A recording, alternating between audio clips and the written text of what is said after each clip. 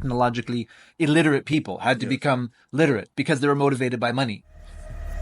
So you're motivated by a few dollars, but you're not motivated by a permanent paradise? That's ridiculous. And you don't have that hunger anymore, and then obviously things start to fall apart. I had the choice to make. Do you go to trial and end up getting 10 years and end up being a sex offender on a crime you didn't commit? That was the first time, like, somebody told me something that, like, I couldn't see or touch, and I believed it. Islam teaches you prevention and not cure. Prevention over the cure.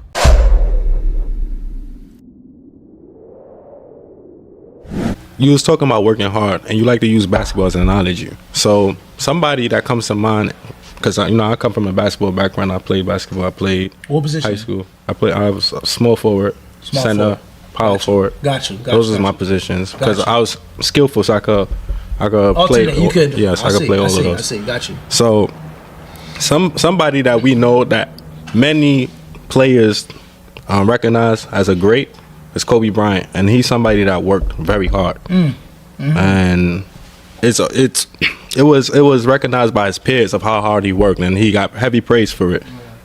And I wanted you to talk about, and obviously he's one of the greatest of all time.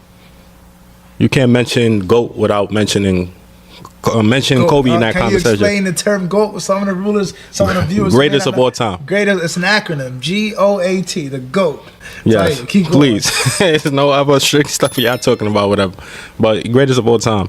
But he put in that time, that work, and people hated him for it. How he was like, people, because of his passion for the game. Some people didn't like playing when he was a tough teammate and everything. But when he finished his career, he was like, he's happy with it because he felt like he couldn't do nothing more than what he did of how hard he worked and everything. Talk to us about how hard you have to work, being the fact that you're going to have haters, you're going to have people trying to compete with you. He was very competitive as well. How is it in that light of seeking knowledge? Is it competitiveness? Understood. People try to challenge you? Clear. Well, jealousy and everything. You're absolutely right. We make many parallels, metaphors, analogies between seeking knowledge, giving dollar in sports. Football, basketball, so on and so forth. That's a fact. Right. And of course, Philly, like many other cities in the United States, is a big sports city. Yes. Like, sports city, extremely competitive. Yes. If you ain't into basketball, no problem. Football, Eagles. Yes. If you ain't into football, hockey, Flyers. Right. If you ain't into hockey, you got baseball. If you ain't into none of that, you got boxing. So Philly has always been a sports town. Yes. So we were raised up in that culture and in that environment. All right. And subhanAllah, a good friend of mine, dear friend of mine, may Allah have mercy upon his soul. My coach, he passed away. Allah Mustaan, a very dear friend of mine. He was, not my basketball coach, but my life coach. Yes. Brother Salahuddin, may Allah have mercy on him and be pleased with his soul. He would always tell me different stories when he was, he was the N1 coach. Yes. So he wasn't in the pro highest level, but he wasn't at, yes, lowest level. So he talking about his different experiences.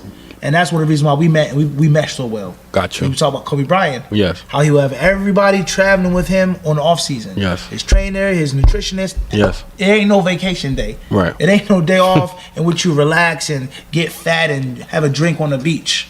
Like you said, grind, grit, going to different countries, to the mountains, high altitudes, high elevations, thin air.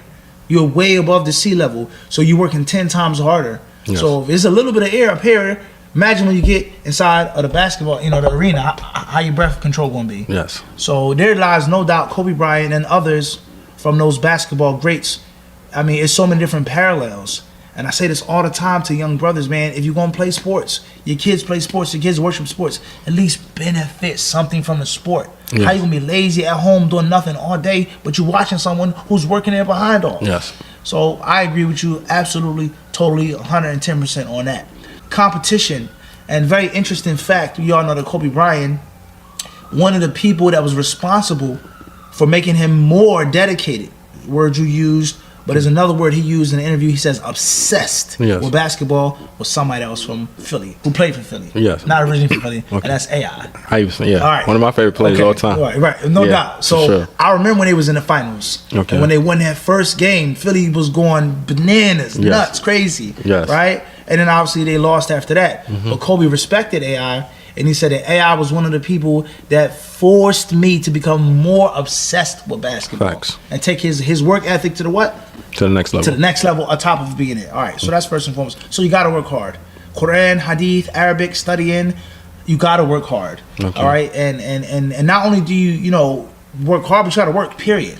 Yes. And what did Vince Lombardi say? Football great. He said the only place in which success comes before work is the dictionary. Think about that statement. The only place in which success comes before work is in the dictionary. There's no other place in which it's the opposite. Yes. So many people today think you're gonna be successful by not working. And they think you're gonna be successful by only working a little bit. You gotta grind. You gotta bust your hump. Yes. It's just that simple. And many of the pious predecessors, they spoke on this, okay? لا يستطاع العلم براحة الجسم. Knowledge is never obtained through relaxation. Yes. Chilling and this, they don't mix. Right. Water and oil, they do not mix. It's Facts. the well and the desert. The well and the desert just don't come together. Yes. So you gotta work hard. As far as, is there competition in knowledge, haters, detractors? No question. Yes. The Prophet ﷺ, he tells us about envy in so many different hadiths. Yes. And the danger of envy, the Quran. Yes. Allah tells about the previous nations and how they envied the other nations and envied the prophets. Yes. Okay, so envy is a human, it's something that's staple in every human being. Right. Some people have a little bit, some people have a lot. Some people manage it well, some people Yes. don't. It's like perspiration. Some people sweat a lot. Some people don't sweat that much. Some people know how to wash up, use deodorant, control their, and some people don't manage, sweat well. Okay. And then when people do perspire, some people's smell is more offensive than Yes. others. But everybody has what? The glands. The smell, yeah. You get what I'm trying to say? So that's envy. It's a natural thing. So how you manage it, how you maintain it, that's a different story. So in knowledge, there are going to be people who are going to be jealous of your natural talent. Yes. Nothing to do with your work ethic. You taller than me in basketball, I'm envious. You're naturally smarter than me. You're just naturally, like you said, sharper than me. You get it, you're younger than me. So there's going to be envy. Or we're friends. Right now, we're here. Yeah. But the scout came to our game and he said, give me a call. The college scout gave you the card, not me. Correct. Envy. We in college, the NBA scout. Yes. Right? So it's going to be envy when someone excels. And I have all types of stories about that, unfortunately. Not to say I'm some victim or some this poor, pious person, but it's reality. Envy, and of course, healthy competition. Yes. And there's nothing wrong with healthy competition. Us competing for goodness, to make a standard, to bring justice to the name of knowledge and hadith. Not just for personal glory. And of course, bigger than that is Jannah. Let us compete to go to Jannah. Let us rush to go forth to Jannah. Who can give the charity first? Who can help out the weak person first? Who can feed the poor person first? Right. So healthy competition is a good thing. Unhealthy competition, envy, is a total different thing.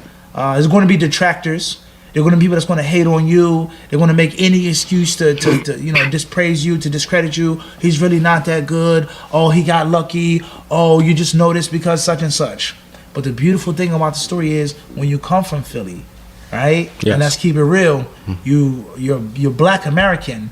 Your parents is not from Ghana or Ivory Coast or Senegal. Your parents ain't from Pakistan or Bangladesh. Your parents are from Palestine or Lebanon or Kurdistan or Iraq. But like you say, you're American from the hood.